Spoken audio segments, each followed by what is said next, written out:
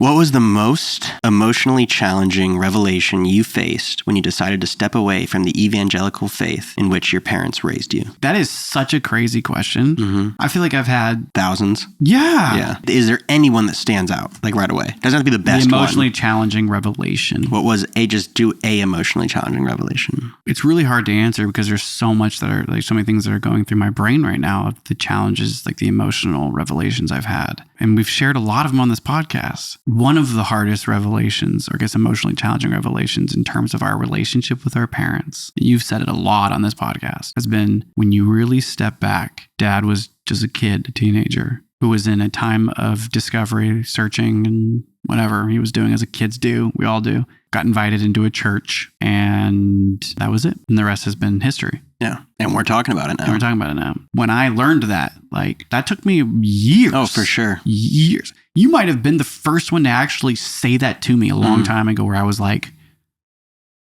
holy cow, like, why is that so hard for me to see? Like, why was that so hard for me to actually realize that, like, he's just a person. Mom and dad are they're just people, just like what we try to do. Like, they're just people. Why is it so hard to see them as just people sometimes, right? Yeah. It's getting easier and easier and easier the more we heal, of course, but like giving them agency is like part of the trauma. Is like, I didn't feel like I had any agency, so I don't give them agency. But it was a very emotionally challenging revelation, was accepting the fact that they're just people that he just walked into a church and got wrapped up in Christianity, and it really got wrapped up in it, and raised a whole family in it, and made some pretty serious decisions because of it, and always has and probably will. What a vulnerable 17 is a vulnerable age. That's when I got kicked out. 17 was when Arthur Miller wrote the book Death of a Salesman, or wrote the short story about it, just because I'm reading it and I'm doing a part in it. Like, but that story is so dramatic and so about family breakups and sons and their dads, and like, but 17 is an interesting age, isn't it? Where it's like, you're not an adult according to our laws. Like, you don't feel like a kid, but you're still a kid. That's when he chose. He got brought in,